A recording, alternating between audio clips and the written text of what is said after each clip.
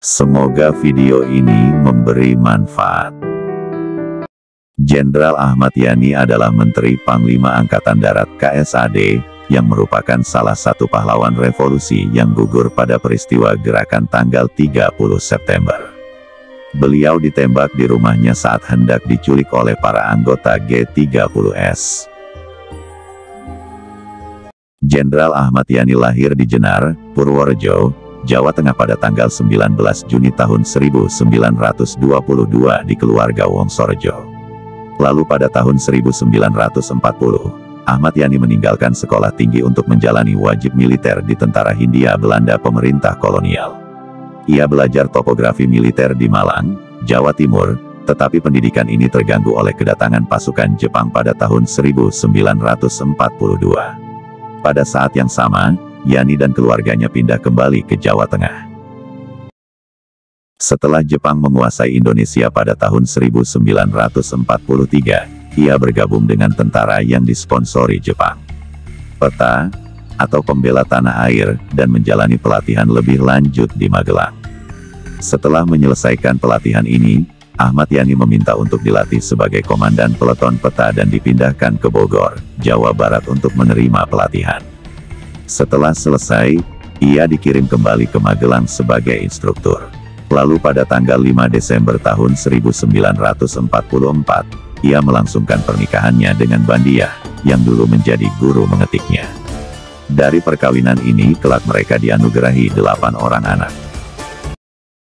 Sebagai presiden, Soekarno bergerak lebih dekat ke Partai Komunis Indonesia (PKI). Di awal 60-an, Jenderal Yani yang sangat anti-komunis, menjadi sangat waspada terhadap PKI, terutama setelah partai ini menyatakan dukungannya terhadap pembentukan kekuatan kelima selain keempat angkatan bersenjata dan polisi, dan Soekarno mencoba untuk memaksakan Nasakom atau nasionalisme agama komunisme.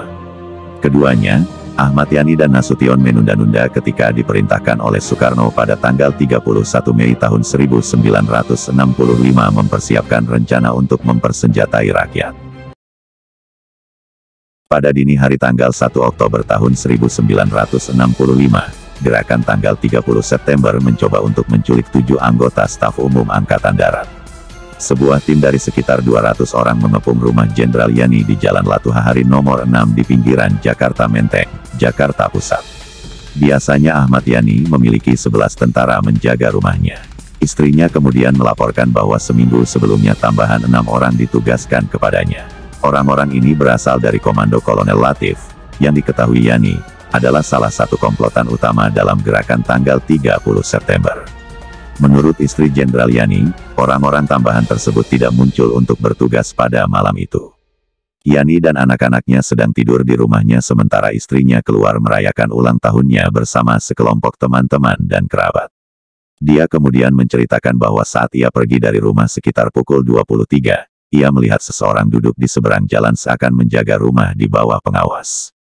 Dia tidak berpikir apa-apa pada saat itu, tetapi setelah peristiwa pagi itu ia bertanya-tanya berbeda.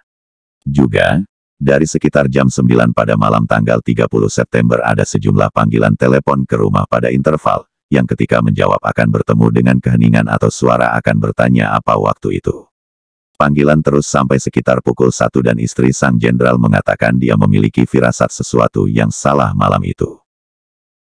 Jenderal Ahmad Yani menghabiskan malam dengan beberapa pertemuan.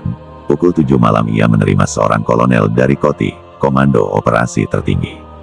Jenderal Basuki Rahmat, Komandan Divisi di Jawa Timur, kemudian tiba dari markasnya di Surabaya. Basuki datang ke Jakarta untuk melaporkan kepada Ahmad Yani pada keprihatinan tentang meningkatnya aktivitas komunis di Jawa Timur. Memuji laporannya, Ahmad Yani memintanya untuk menemaninya ke pertemuan keesokan harinya dengan Presiden untuk menyampaikan laporannya. Ketika para penculik datang ke rumah Ahmad Yani dan mengatakan kepadanya bahwa ia akan dibawa ke hadapan Presiden, ia meminta waktu untuk mandi dan berganti pakaian. Ketika penculik menolak, ia menjadi marah, menamparkan salah satu prajurit penculik, dan mencoba untuk menutup pintu depan rumahnya. Salah satu penculik kemudian melepaskan tembakan, membunuhnya secara spontan. Tubuhnya dibawa ke lubang buaya di pinggiran Jakarta dan bersama-sama dengan jenderal yang dibunuh lainnya, jenazahnya disembunyikan di sebuah sumur bekas yang dikenal lubang buaya. Setelah kejadian G30S itu Ibu Yani dan anak-anaknya pindah dari rumah. Ibu Yani membantu membuat bekas rumah mereka ke museum publik yang berdiri sebagian besar seperti itu pada Oktober tahun 1965, termasuk lubang peluru di pintu dan dinding, dan dengan perabot rumah itu waktu itu. Saat ini, banyak kota di Indonesia memiliki jalan dengan nama Jenderal Ahmad Yani. Selain itu namanya diabadikan untuk Bandar Udara Internasional Ahmad Yani di Semarang.